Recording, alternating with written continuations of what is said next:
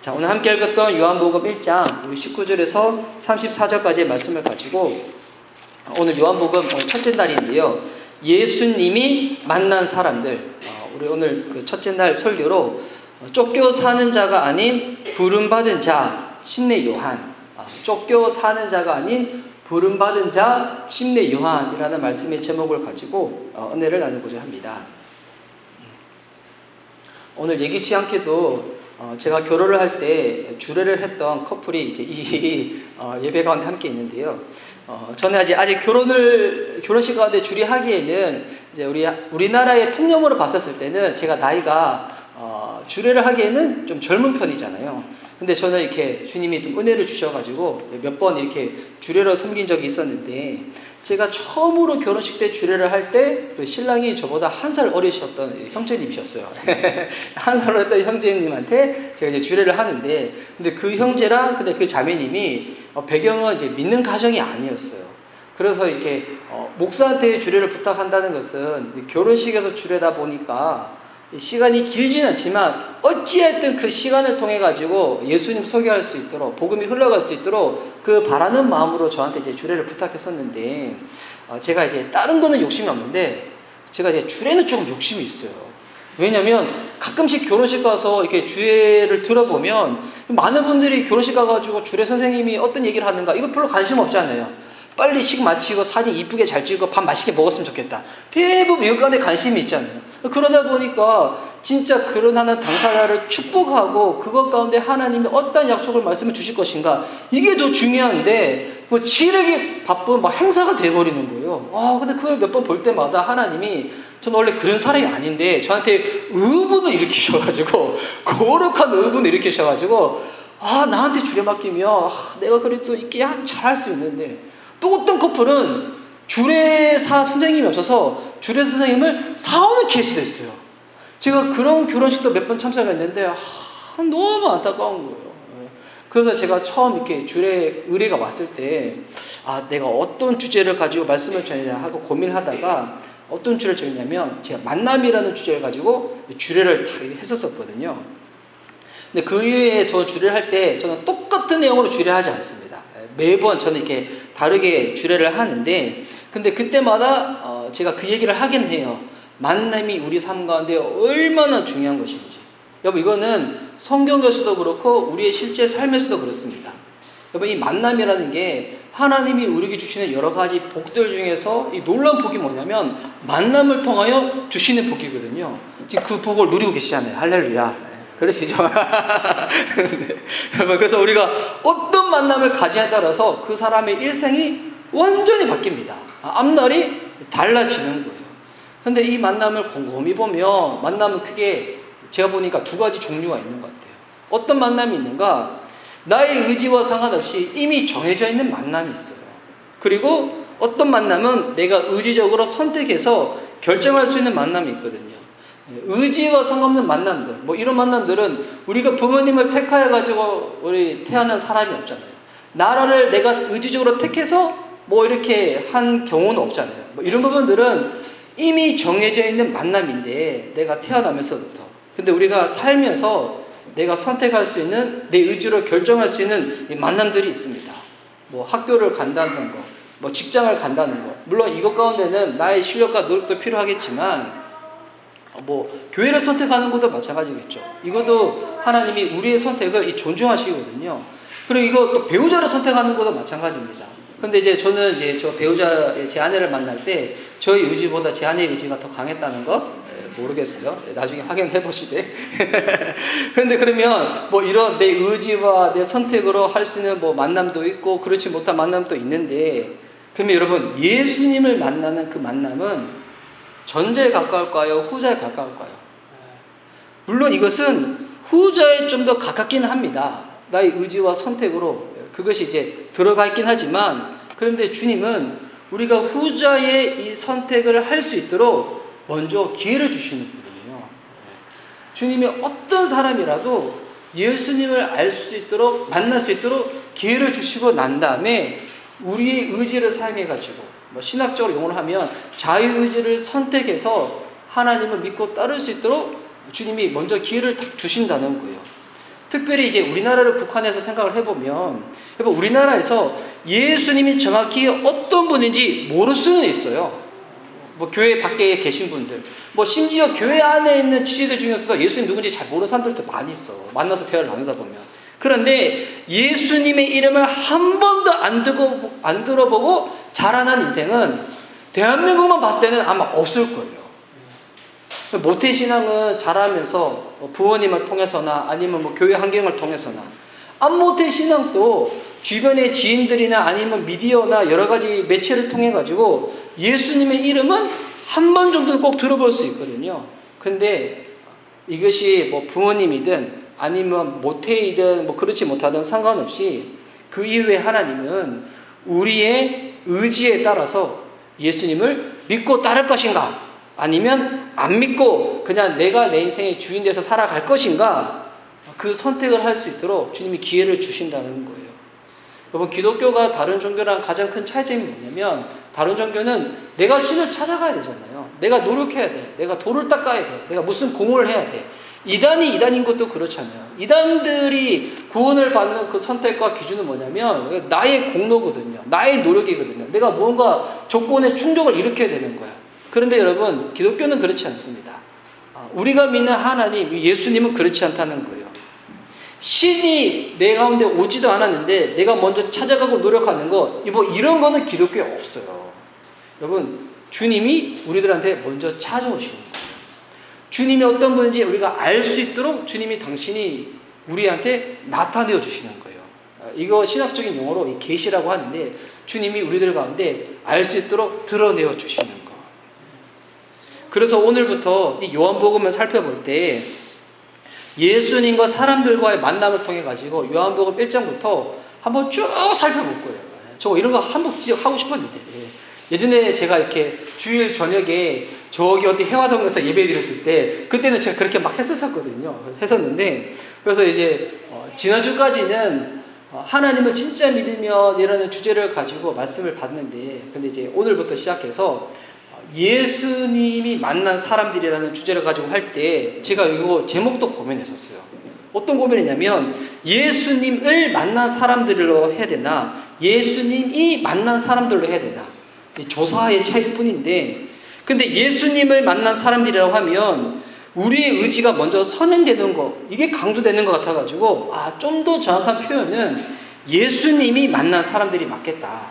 예수님이 먼저 우리를 만나주시는 거예요.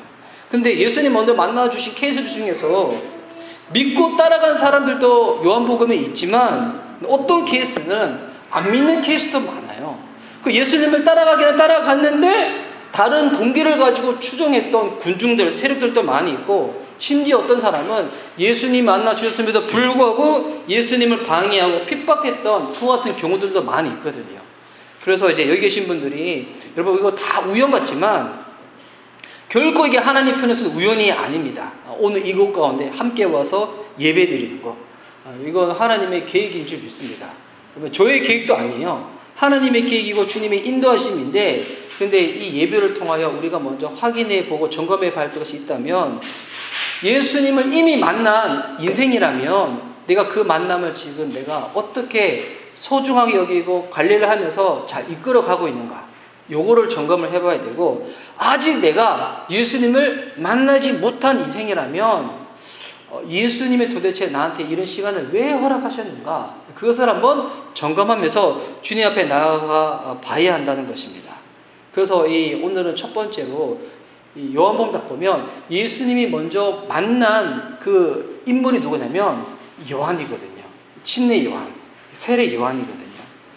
제가 이제 이 시리즈를 정할 때 진짜 하나님이 내가 이렇게 설교를 딱 정하는 거를 주님이 인도하시는구나, 지지하시는구나, 이거를 이렇게 제가 주중에 점검받는 시간이 있었어요.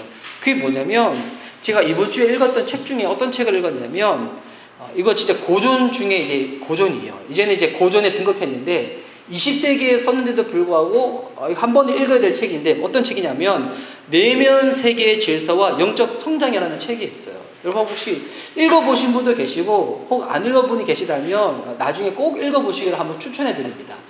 저는 나중에 그것도 한번 하고 싶어. 어떤 것이냐면 책들을 정해가지고 챕터를 같이 읽으면서 서로 신앙을 한번 점검해 주는 거예요.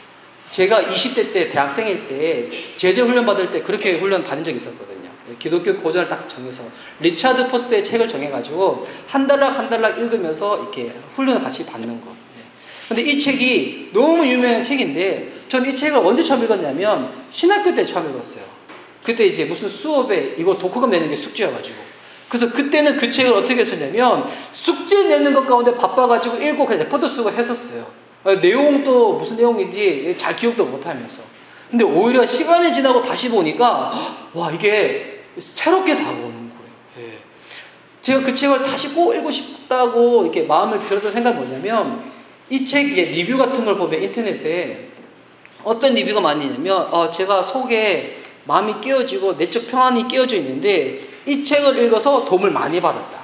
그리고 내 안에 평안이 많이 깨졌는데 대한민국 사람들은 특별히 이제 대한민국 기독교인들은 무언가 노력을 통해 가지고 열심을 통해 가지고 이것을 회복하려고 하는데 그래도 그것이 잘 되지 않았는데 이 책을 통해서 내가 진정 어떻게 평안을 찾을 수 있었는지 그 도움 받았다. 그 리뷰를 보고 난 다음에 내가 나중에 시간이 되면 다시 한번 꼭 읽어봐야 되겠다. 그 생각을 가지고 있었거든요. 그래서 예전에는 바빠서 못 읽다가 요즘은 제가 이제 프리랜서잖아요. 그래서 내 시간 내가 정할 수 있기 때문에 제가 이번 주에 딱 읽었는데 그래서 저는 어떻게 읽었냐면 중고 서적을 읽었어요. 지금은 책이 디자인이 여러 차례 바뀌었는데 제가 중고 서적으로 얼마 주고 구입했냐면 2,500원. 네. 지금 서점에 가서 똑같은 표지 찾잖아요. 없어요. 지금은 많이 바뀌어가지고 제가 이걸 읽었는데 너무 좋아. 제가 진짜 이거 추천해 드립니다. 그래서 이제 오늘은 제가 미리 말씀드리지만 제 설교가 이 책에 오늘 도움을 많이 받았는데 왜냐면 이 책에 보면 어떤 내용이 나와있냐면 사람들은 되게 우리는 외적인 것으로만 가지고 사람들을 많이 대하고 우리의 신앙도 사람의 외적인 것을 보면서 저 사람이 예배 어떻게 드리고 있는가, 기도 얼마나 많이 하는가 이런 것 보면서 사람들을 되게 많이 대하지만 우리의 실상 가장 중요한 것은 뭐냐면 우리의 내면 세계가 있다는 거예요. 이 내면 세계에는 뭐냐면 이것이 결국 하나님을 만나는 곳이고 이것이 바로 하나님 안에서 주의 임재가 임하는 그와 같은 영적인 공간인데 근데 우리는 너무 바빠가지고 이 공간을 등한시할 때도 많이 있고 외부적인 노력을 통하여 이것을 무언가 채우려고 하는 시도를 많이 한다는 거예요. 그래서 이게 여러분 질문을 던질 때 이게 질문의 차이가 있거든요.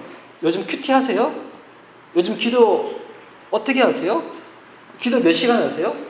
예배에 어떤 거 참석하세요? 여러분 이거랑 요즘 하나님과 관계 어때요? 영적으로 평안하세요? 영적으로 어떤 삶을 누리고 계세요? 이게 여러분 비슷해 보이는 질문이지만 이거 완전히 다른 질문이거든요. 기도 어떻게 하세요? 지금 제가 요즘 기도 하루에 몇 시간씩 하려고 합니다. 몇 분씩 하고 있습니다.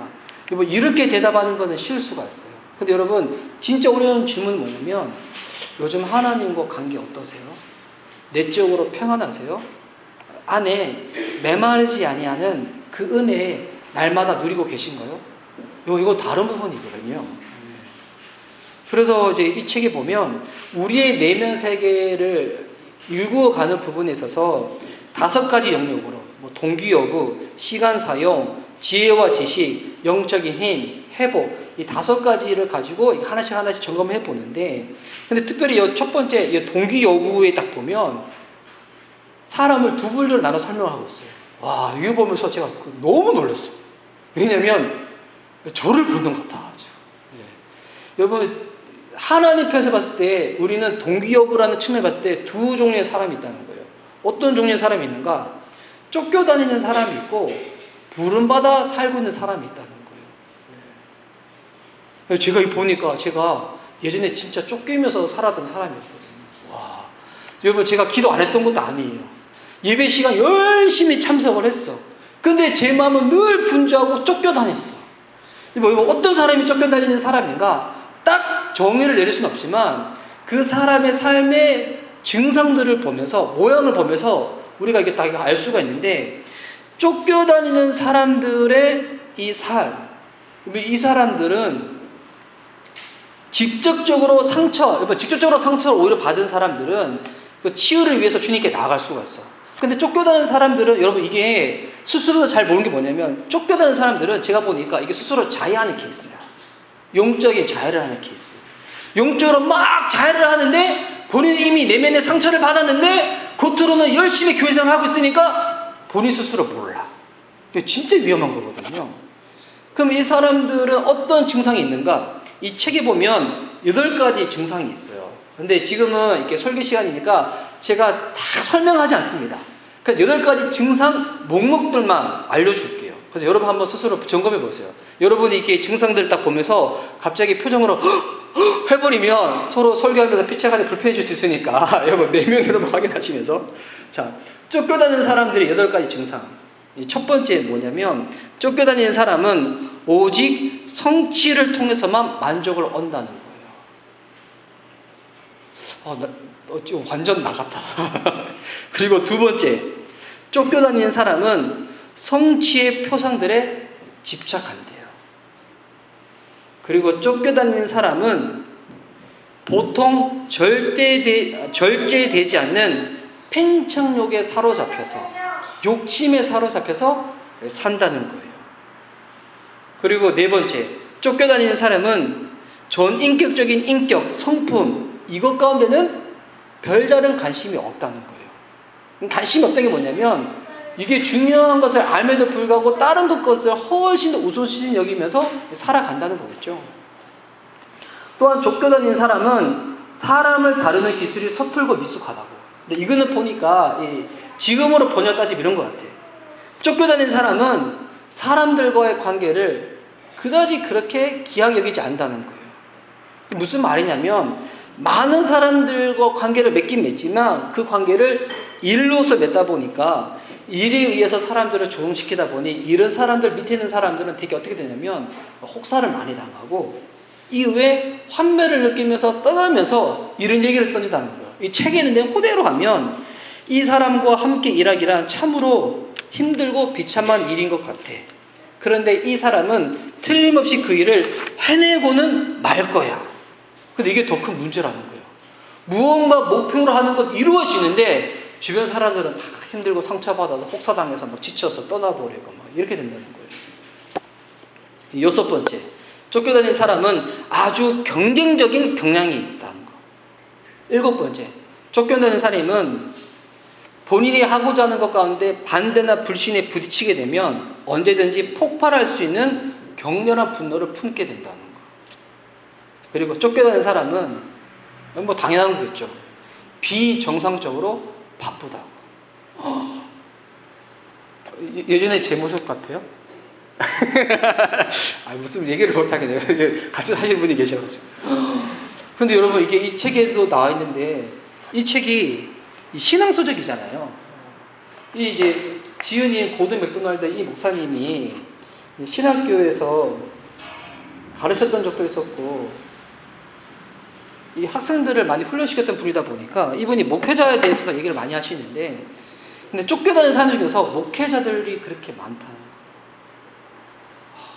거예요. 목회자분들이 교회에 있고 예배를 드리고 영적인 활동을 늘 하다 보니까 스스로는 잘 모르는데, 쫓겨다니는 목회자들 중에서는 제일 크고 제일 좋고 제일 유명해지기를 원하고 또 무언가 조체 가운데 장이 되고 싶어하는 사람들이 있는데, 근데 그런 사람들 밑에는 부목사들이나 평신도 리더들은 일에 지쳐서 쓰러진다는 거예요. 만약에 쫓겨다니는 사람이 평신도 리더이다, 저 이런 케이스도 많이 봤거든요. 이런 분들이 교회 안에서는 은혜롭다 평판을 많이 받아. 근데 이분들이 사회에 나가서 무언가 일을 할 때는 그 회사 아래에 있는 사람들은 어떤 평을 하냐면, 와, 우리 사장님, 우리 대표 이사님은 너무 인정이 없어진 가혹한 사업분 같아. 그러니까 성공을 얻기 위해 가지고 만족을 누리기 위해 가지고 열심히 일을 하는데 아래 사람들은 막 쥐어짜는 거예요. 근데 그 사람들, 근데 보니까 이분이 또 교회에서는 뭐 평신도 리더이고 막 장로이고 안수 집사님이래. 근데 아래쪽에 있는 사람들은 막 사회에서 일할 때는 힘들어 지쳐서 맨말라 가버리고. 제가 이런 케이스를 많이 접하고 들었었거든요. 성도분들 중에서 이렇게 상담을 할 때 본인 리더가 그렇다는 거예요.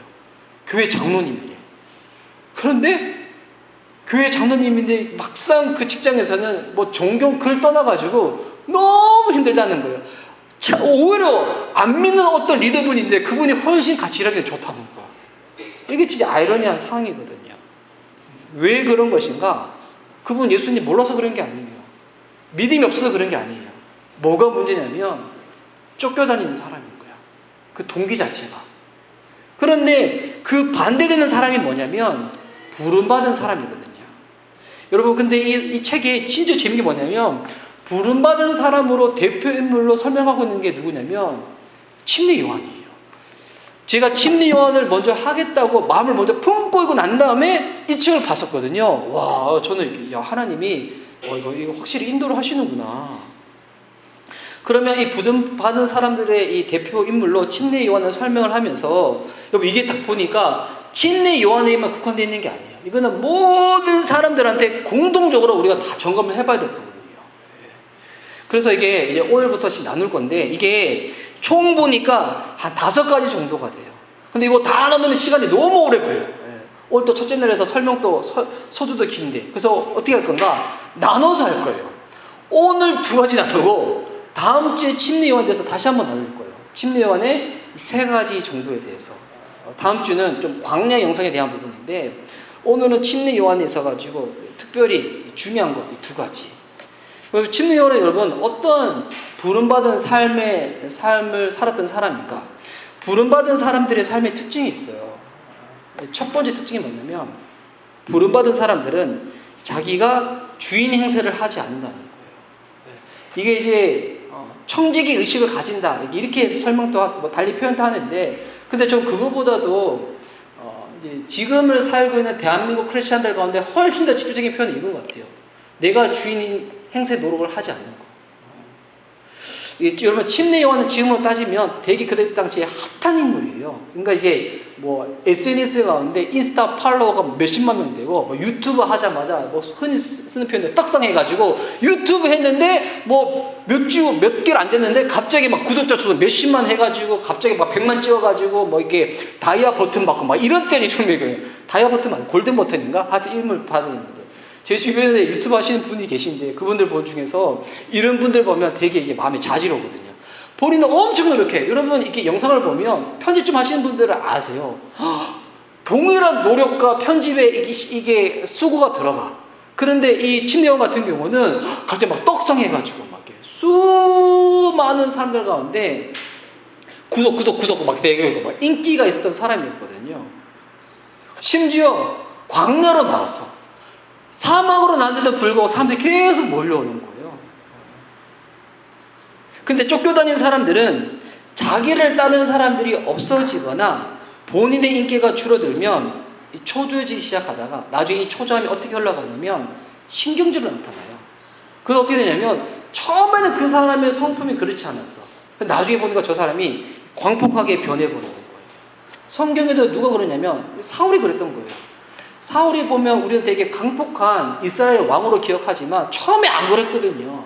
처음에 그가 가지고 있는 이 조건들, 뭐 배경들 아니면 성품들은 여러분 되게 좋았어요. 그런데 사람이 떠나가면서 초조해지기 시작하다가 이것이 이기심이 되고 시기심이 되고 난 다음에 강폭함으로 확 바뀌어져 버리는 거예요. 근데 침례 요한은 완전 다른 모습을 보여주죠.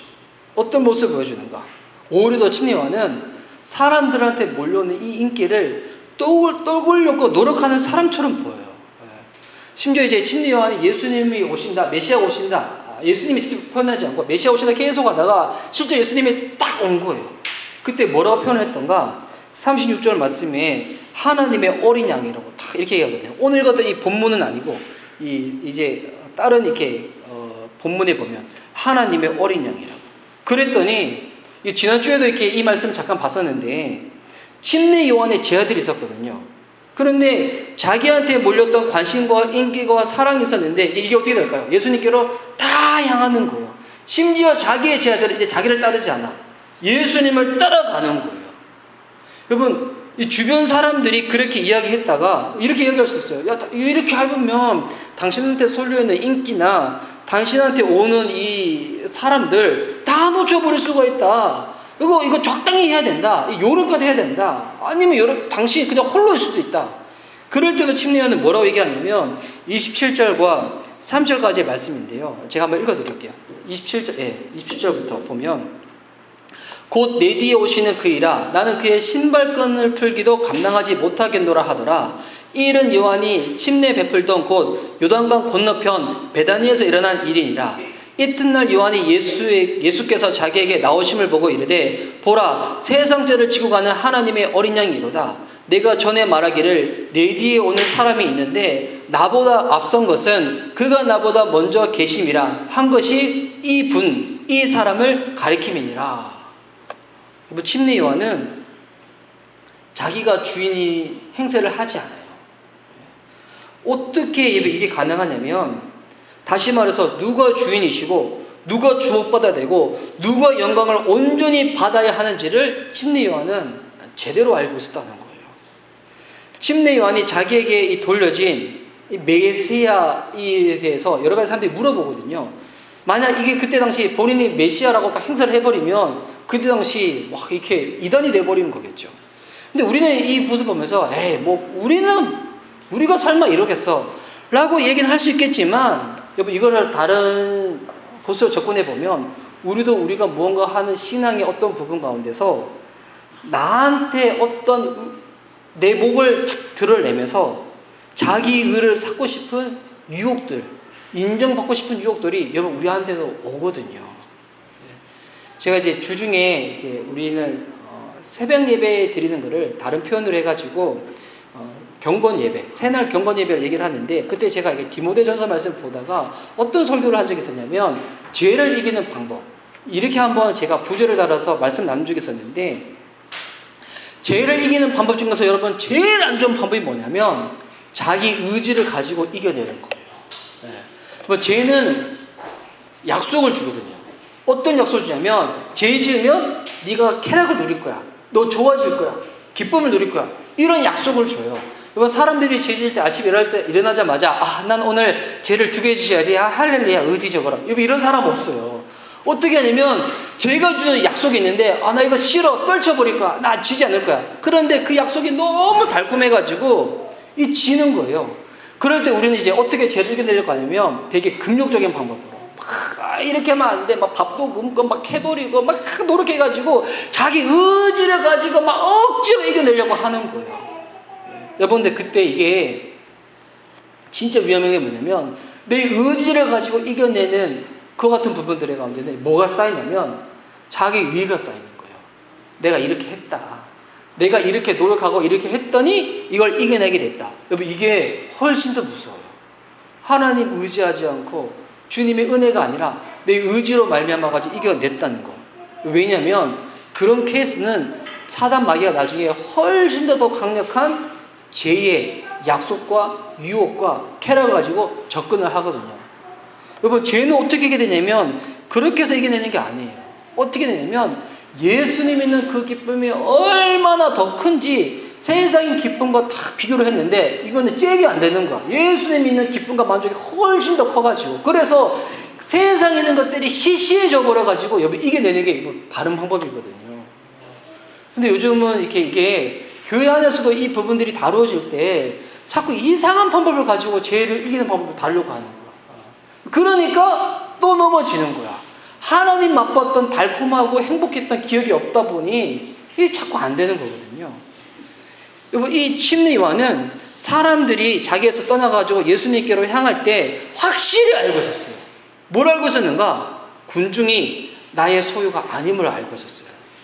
그러니 사람들이 떠나고 이제 자기를 친송하지 아니고 예수님 친송할 때 전혀 문제가 안 됐다는 거예요. 오히려 더 그것 가운데서 내 의가 들어가고 나의 어떤 거 들어가는 거 이것을 훨씬 더 두려워했던 사람이 여러분 침례 요한이었습니다.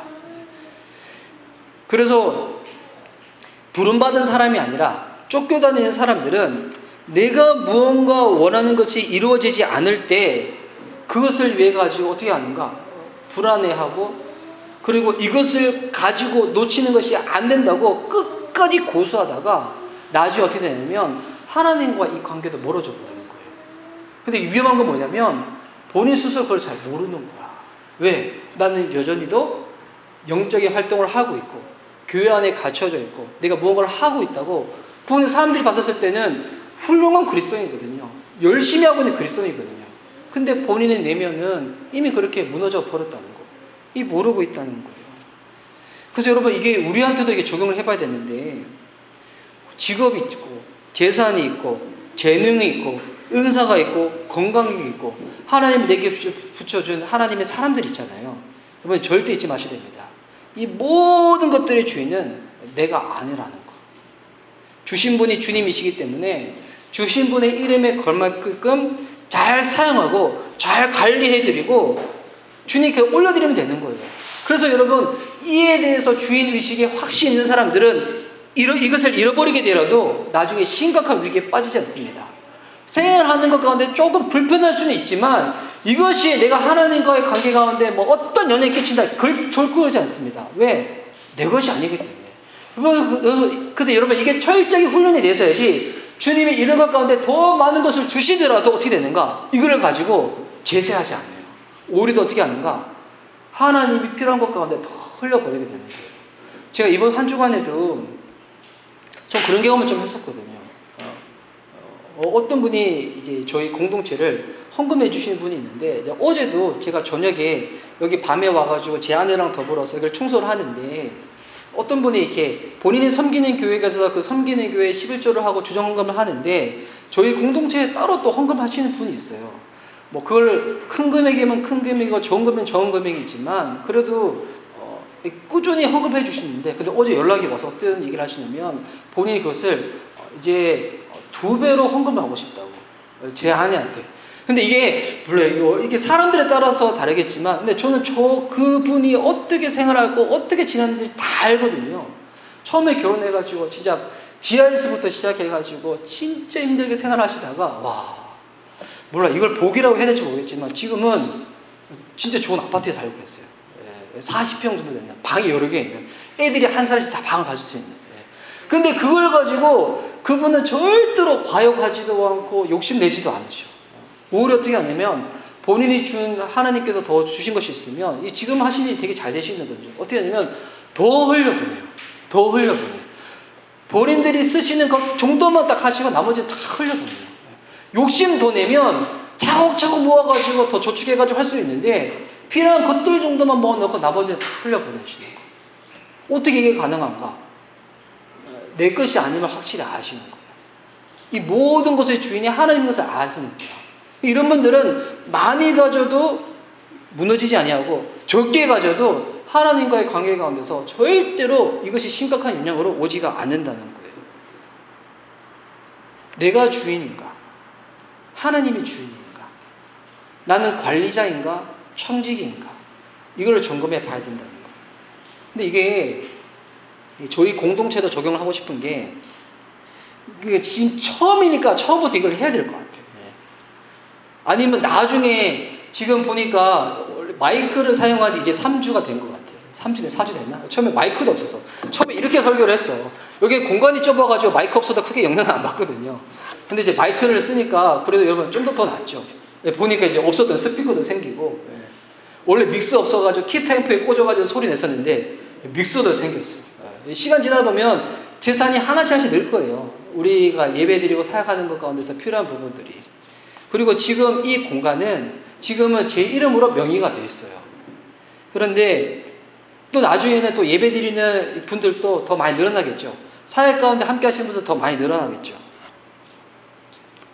그런데 우리가 나중에 무언가 이동이 필요하고 변화가 필요하고 움직임이 필요할 때 비록 지금 우리 이름으로 이것을 구입하고 우리 이름이 올라가 있다 할지라도 우리가 무언가 결정하고자 할 때 잊지 말아야 될 것, 우리의 모든 결정의 기준은 철저하게 여러분 예수님이 되셔야 됩니다. 왜? 예수님이 주인이시기 때문에. 언젠가 우리 공동체에도 이제 그런 부분이 올 수도 있겠죠.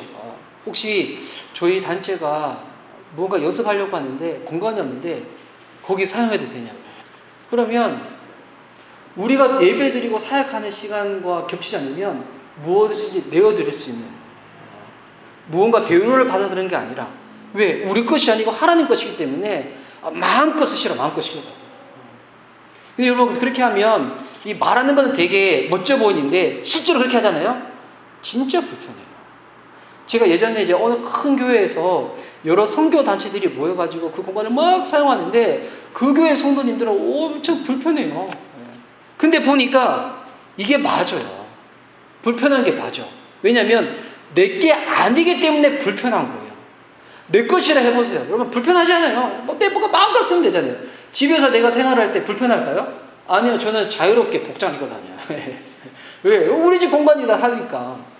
근데 내 것이 아니면 엄청 불편합니다. 근데 이게 맞아.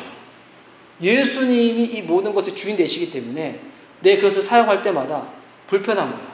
조심스러운 거야. 신경이 쓰이는 거야. 내가 이렇게 결정하는 게 맞는 것인가?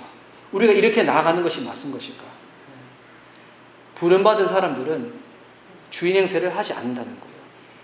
더불어서 이 부름받은 사람들은 뭐를 확실히 알고 있냐면 내가 누구인지 정확하게 알고 있다는 거예요. 침례 요한이 광야에서 말씀을 전하는데도 불구하고 사람들이 계속 모이니까 원래는 자기를 추종했던 이 예루살렘에 있었던 리더 그룹들이 있었거든요. 제사장 그룹들, 장로 그룹들.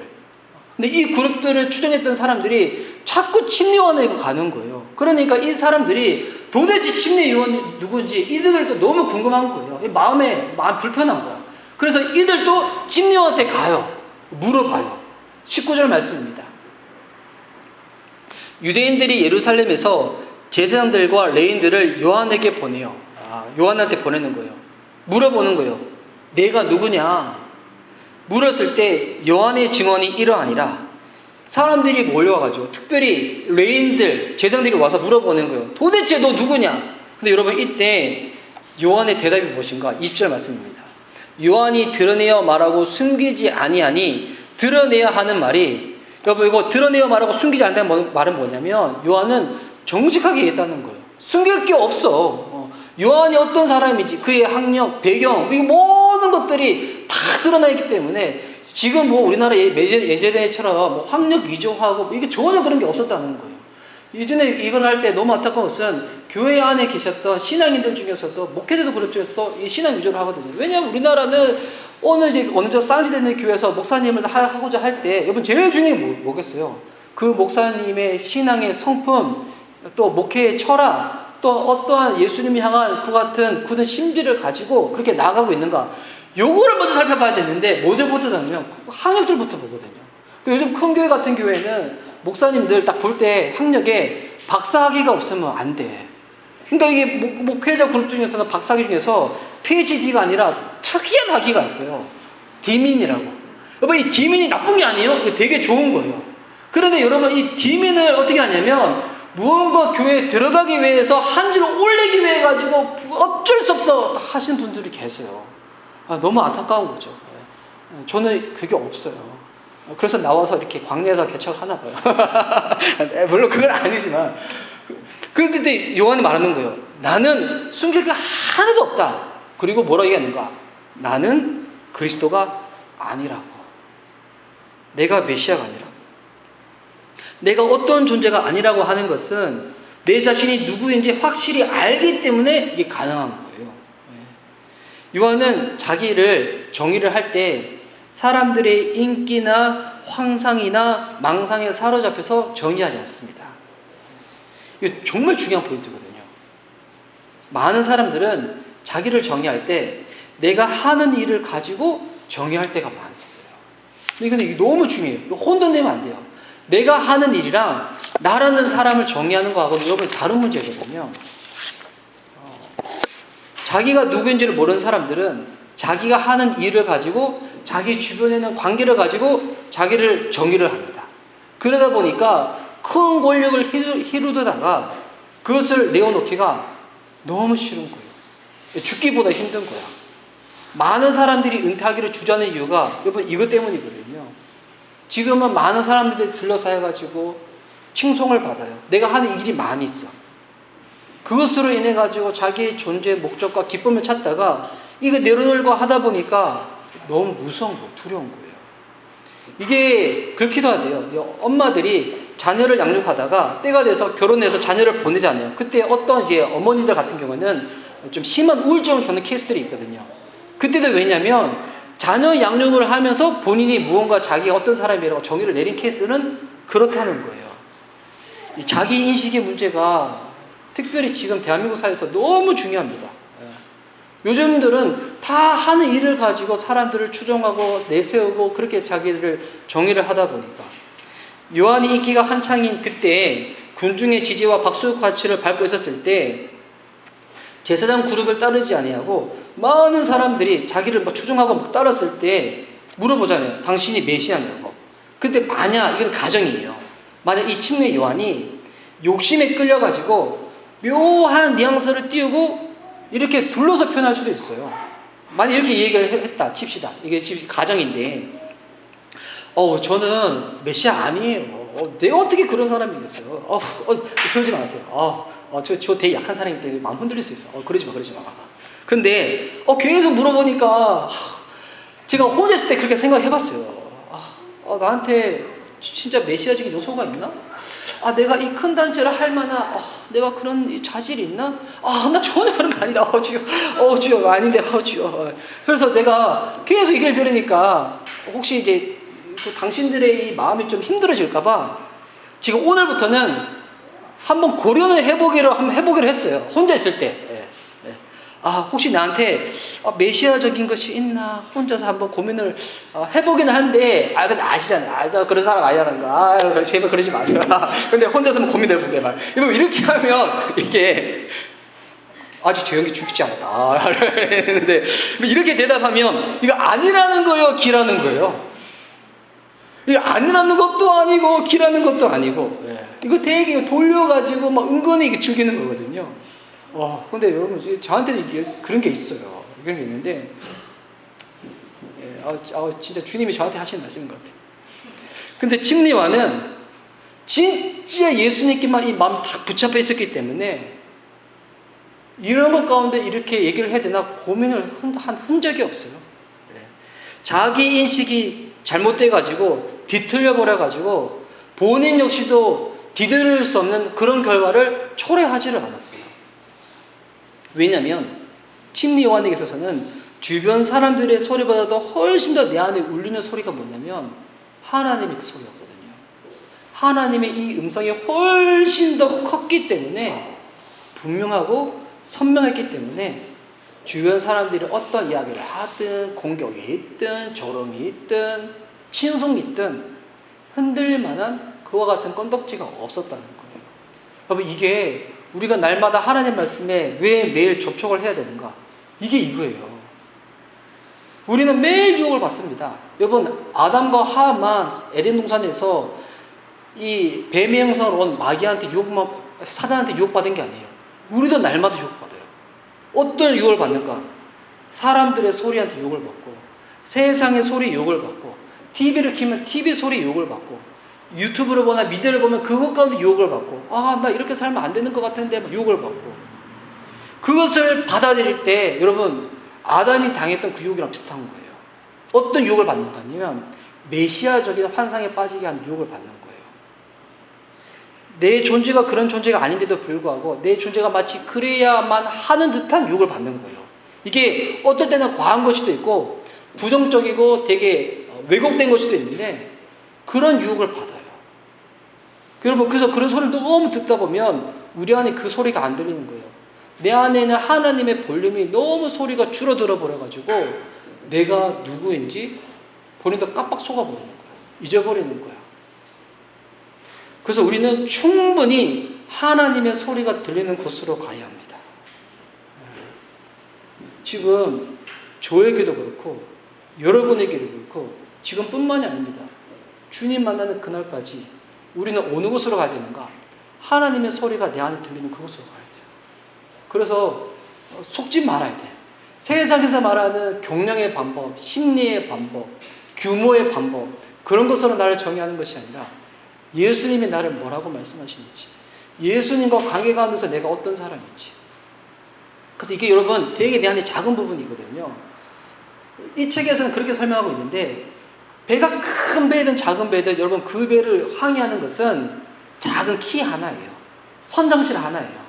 여러분 큰 배든 작은 배든 선정실은 꼭 있어요. 그 선정실에서 어떻게 이 키를 조정하냐에 따라서 큰 배도 움직이고 작은 배도 움직이는 거예요. 근데 많은 사람들은 배의 것, 규모, 사이즈, 화려함 이거를 보고 난 다음에 이거는 놓쳐버리는 거예요. 여러분 그 배에 있는 선정실이 여러분 시끄럽잖아요. 이 사고는 언젠가 터져요. 겉이 아무리 크고 화려하다 할지라도. 그런데 내 안에 있는 성정실은 지금 이거 관리가 안 되어 있는데 자꾸 겉만 하려고 하는 거. 내 안에 있는 그 성정실이 하나님처럼 확 채워져 있어야 되는 거예요. 주님이 나로 하여금 어디로 가기를 원하시는지, 내가 지금 여기서 무엇을 하기를 원하시는지, 내가 하나님 앞에서 어떤 존재인지, 그 선정실이 보유할 때 배가 고요한 가운데 암초가 올 때는 피해갈 수가 있는 것이고, 풍랑이 있었을 때는 고역이 갈 수가 있는 것이고, 얼음이 있든지 날씨가 어떤지 상관없이 쫙 갈 수가 있다는 거예요. 이게 그래서 다음 주랑 연결되는 부분이 뭐냐면, 침례 요한이 광야로 간 이유도 여기 있는 거예요. 하나님 소리를 들을 수 있는 그곳. 여러분 그것이 광야예요. 힘들고 어려운 곳이 광야가 아니에요. 다 정적이 꺼져 있는 곳 가운데서 송을 씨는 밤하늘에 하늘 보면 별 안 보이잖아요. 왜? 우리는 잘 못 느끼지만 어떨 때는 너무 짙어서 눈으로 보게 되지만 여기 너무 이렇게 공기가 안 좋으니까. 저도 가끔씩 저희 동기 목사님이 이제 약간 시골 지역에 외곽 지역에서 살가신 분들 가잖아요. 진짜 뭐가 보이냐면 하늘에 별이 보이거든요. 낮에도 그 별은 있대요. 근데 밤이 되고 다 어두워졌을 때 그때 그 별이 보이는 그곳으로. 세상에는 모든 것들이 뿌해가지고 여기에서는 하나님이 안 보이는데, 그런데 광야 그곳에 가면 다시 주님이 보이는 거예요. 음성이 들리는 거예요. 우리가 왜 광야 가기를 주저하고 무서워하니까? 지금 내가 가지고 있고 누리고 있는 것이 다 놓고 잃어버리고 떠날 것만 같은 이 두려움 때문에 못 가는 거거든요.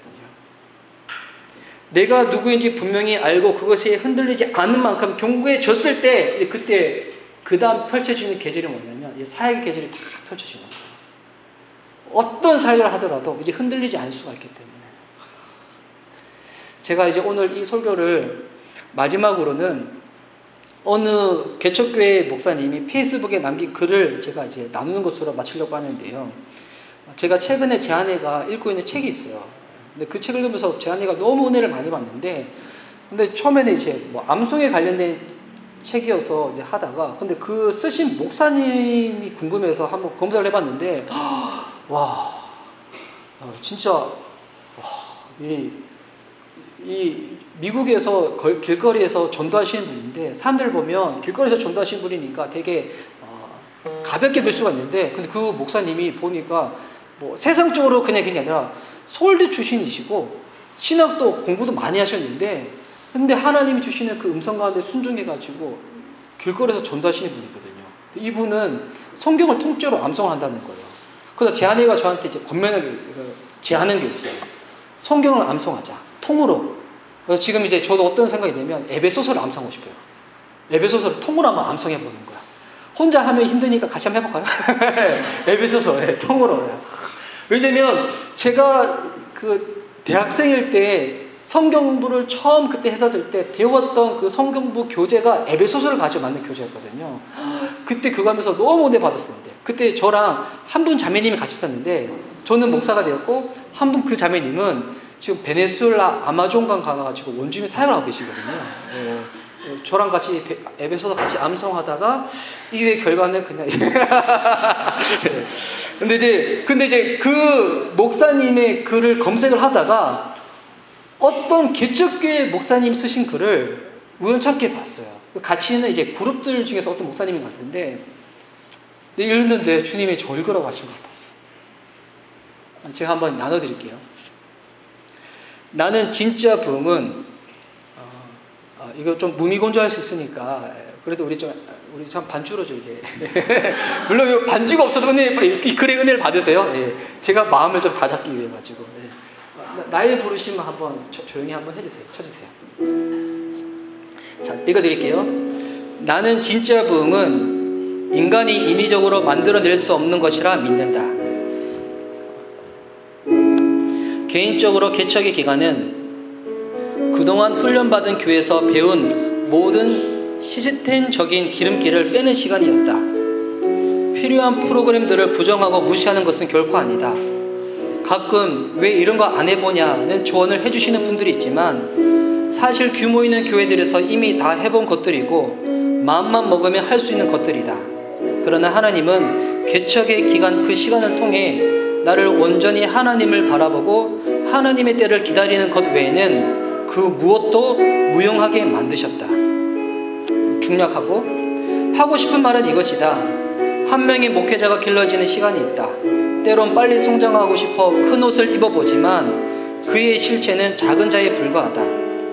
하나님이 자라나게 하시는 무게감과 깊이를 느껴보지 못하고 스스로 성장하며 스스로 유명한 자로 서고 싶어 할 때 그 뿌리는 깊지 못하여 언젠가는 스스로의 교만이나 불의의 시험으로 넘어지게 된다. 목회뿐 아니라 선한 연약을 사모하는 모든 영혼들마다 스스로 큰 옷을 입고 큰 자인 것처럼 행세해서는 안 된다. 그 뼈와 살이 견실해지고 진짜 성장이 이루어지도록 우리는 기다려야 한다. 나는 그렇게 영그러감을 사모한다. 하나님의 때는 정확하다. 하나님 그분의 일은 반드시 성취된다. 지금 당장 무언가 일하지 아니하고 멈춰있다고 할지라도 하나님의 섭리니 하나님 때는 분명하기 때문에 나는 오늘 이렇게 기도한다. 오늘 나를 통해 성취하기 원하시는 일을 이루소서. 하나님 날 감추기 원하신다면 그렇게 하여 주옵소서. 오늘 사람들 앞에 나타나 해야 할 일이 있다면 내게 맡겨주시고 주님을 위해 수치를 감내할 일이 있다면 그렇게 입혀 주옵소서. 사람들에게 나타나기보다도 기도의 미랄을 삼기 기뻐하신다면 그렇게 이끌어가 주시옵시고 그러나 사람들 앞에 무언가 해야 할 일이 있다면 그 일을 감당할 수 있도록 내게 힘을 주옵소서. 오늘 개척교회 목사님의 글인데 주님이 진짜 저한테 하시는 말씀 같았어요. 계속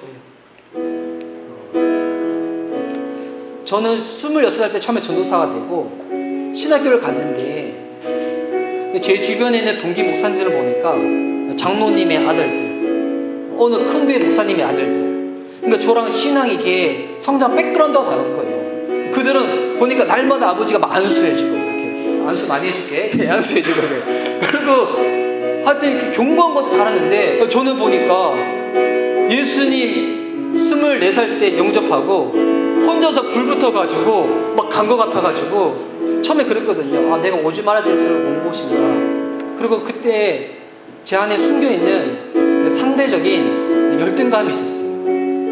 나는 늦게 시작을 했구나. 출발선이 이 친구들은 앞에 있고 난 뒤에 있는 것 같고 뒤쳐져 있는 그 느낌 때문에 그때 당시 신학교에서 진짜 열심히 했거든요. 근데 저는 보니까 대학원에 계시는 동기 목사님들도 되게 열심한 사람들로 기억하고 계시는데 정말 열심히 했었는데 학부 때 근데 그때 제 안에 그 동기가 뭐였냐면 진짜 빨리 성공하고 싶었어요. 나이 서른이 딱 됐었을 때 동기 또래들보다도 설교도 더 잘하고 싶었고 사역의 규모도 더 크고 싶었고 그리고 못하는 영어지만 해서 유학도 가고 싶었고 이것 자체가 나쁜 건 아니지만 뭐가 틀렸냐면 제 안에 동기가 틀렸어요. 빨리 무언가 해서 성공하는 게 마치 하늘 앞에서 인정받는 삶이라고 착각을 했었거든요. 물론 그 이후에 하나님께서 저를 다시금 만나주셔서 저를 꺾으시기도 하시고 다시금 회심도 시켜주셨지만 그 이후에도 사역을 하면서 여전히 제 안에 있는 공격들 오는 그와 같은 유혹들은 뭐냐면 이런 부분들이거든요. 연고로지기보다도 설익은 상태에서 사역을 해야 되는 그런 부분들. 하나님이 내게 맡기신 것과 내가 누구인지를 알면 지금 당장은 멈춰있는 것 같지라도 하나님은 반드시 그 일을 이루시는 성취하시는 주님이시기 때문에 하나님의 때에 주님이 반드시 그 일을 성취하실 줄 믿습니다.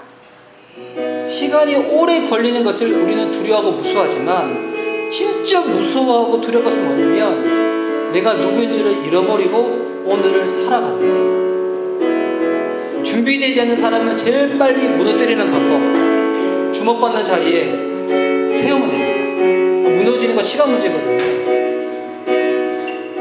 가끔씩 저도 그렇게 얘기를 들어서 어떤 사람한테 일을 맡기면 그 사람은 준비되지 않는데 그 일이 널 만들어 줄 거야.